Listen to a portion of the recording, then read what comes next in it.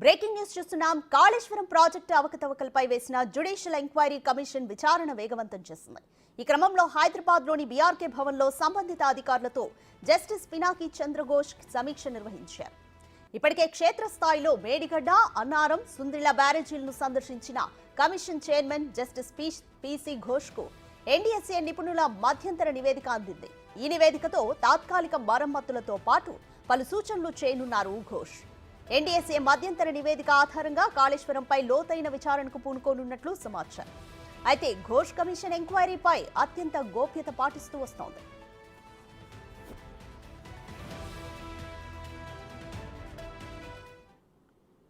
Right, more details మా deputy bureau chief Sadiq live లో అందిస్తారు. సాదిక్, కాళేశ్వరం ప్రాజెక్టుకు సంబంధించి ఎన్డీఎస్ఏ మధ్యంతర నివేదిక అయితే పిసి ఘోష్ కమిటీకి అందింది. వీరు ఫర్దర్ గా ఎటువంటి ప్రొసీడింగ్స్ కి వెళ్తున్నారు? కాళేశ్వరం ప్రాజెక్టు అవకతవకలు, అదేవిధంగా మేడిగడ్డ బ్యారేజ్ పిల్లల కుంగివేతపై ప్రభుత్వం ఏర్పాటు చేసినటువంటి judicial enquiry justice Pinaki Chandra Ghose commission అయితే చాలా వేగవంతంగా దర్యాప్తును ముమ్మరం చేసింది. 2 రోజుల పాటు కూడా క్షేత్రస్థాయిలో మేడిగడ్డ, అన్నారం, సుందిల 3 బ్యారేజీలను కూడా పరిశీలించిన తర్వాత సాంకేతిక అంశాలన్నింటి కూడా మొత్తం కూడా సేకరించడం జరిగింది.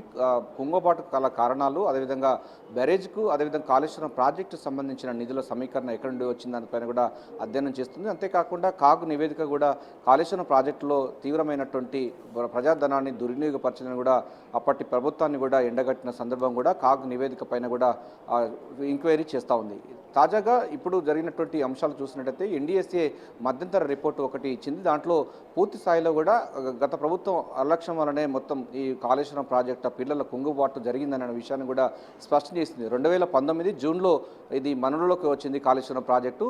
అయితే జూన్లో వచ్చినట్టు తర్వాత నవంబర్లోనే దానికి సంబంధించినటువంటి బ్యారేజ్లో అనేక లోపాలు బయటపడ్డాయని కూడా ఎన్డీఎస్ఏ రిపోర్ట్లో స్పష్టం చేసింది. అంతేకాకుండా ప్రస్తుతం ఉన్నటువంటి ఈ 7వ బ్లాకు పిల్లల కుంగినటువంటి 19 నుండి 22 వరకు సంబంధించినటువంటి పిల్లలను మరమ్మతు చేసినప్పటికీ వాటికి గ్యారంటీ ఇవ్వలేము. పూర్తి స్థాయిలో అంశాన్ని కూడా ఎన్డీఎస్ఏ రిపోర్ట్లో పొందుపరిచింది. మిగతా పిల్లలకు సంబంధించిన అంశాలను కూడా మరింత అధ్యయనం చేయాలని పూణే సంబంధించినటువంటి సంస్థలు, అదేవిధంగా కేంద్ర ప్రభుత్వ సంస్థలతో కూడా దాన్ని పూర్తి స్థాయిలో అయితే నిపుణులతోని పరీక్షలు నిర్వహించాలని కూడా ఎన్డీఎస్ఏ తాజాగా ఒక నివేదికలో కూడా పొందుపరిచిన సందర్భంలో పరిస్థితులు అవగాహన చేసుకున్నటువంటి కమిషన్ ఎన్డీఎస్ఏ మధ్యంతర నివేదిక ఒకటి ఆధారం, అదేవిధంగా కాగ్ నివేదిక సంబంధించిన అంశాలు మరోవైపు, అదేవిధంగా ఇప్పటికీ ప్రజాభిప్రాయ సేకరణలో భాగంగా ఇప్పటికీ దీనికి సంబంధించినటువంటి సాక్ష్యాలు ఎవరి దగ్గర ఉన్నాయో వారిని కూడా తీసుకురావాలని కూడా బీఆర్కే భవన్లో ప్రత్యేకమైన సెల్ కూడా ఏర్పాటు చేసింది. సో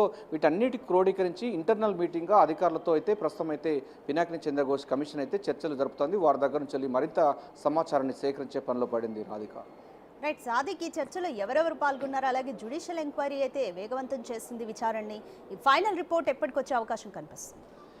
ఎస్ రాధిక, దీంట్లో జ్యుడిషియల్ ఎంక్వైరీ సంబంధించిన జస్టిస్ పినాకిని చంద్రఘోష్ కమిషన్లో మొత్తం సభ్యులతో పాటుగా మిగతా సంబంధించినటువంటి అధికారులు అందరూ ఉన్నారు, నిపుణులైన అధికారులు ఉన్నారు. దాంతోపాటుగా ఇరిగేషన్ సంబంధించిన ఈఎన్సీలు కూడా ఇందులో పాల్గొన్నారు. అంటే మనకు రామగుండం ఈఎన్సీ కానీ, లేకపోతే ఇరిగేషన్ శాఖ ఈఎన్సీ, ఇతర సంబంధించినటువంటి ముఖ్యమైన శాఖ అధికారులు, ఇరిగేషన్ శాఖ అధికారులు పాల్గొనడం జరిగింది. సో జూన్ 30 తారీఖు లోపుగా పూర్తి స్థాయిలో నివేదిక ఇచ్చే లక్ష్యంగా ఇప్పటికే ప్రభుత్వం గెజిట్ నోటిఫికేషన్ విడుదల చేసిన దాని మీద వేగవంతం చేయాలనే లక్ష్యంగా ఉంది. ఎందుకంటే ఆల్రెడీ ఎన్డీఎస్ఏ రిపోర్ట్ కూడా ఇచ్చిన నేపథ్యంలో దానికి సంబంధించిన అంశాలు, ఈ యొక్క కాళేశ్వరం ప్రాజెక్టు నిధులు ఎట్లా వచ్చాయి, టెండర్ల ప్రాసెస్ నుంచి వెళ్ళి 2019 వరకు, అంటే కాళేశ్వరం ప్రాజెక్టు పూర్తయిన నాటికి జరిగినటువంటి పరిణామాలు 32 డిపార్ట్మెంట్స్ దీంట్లో ఉన్నాయి.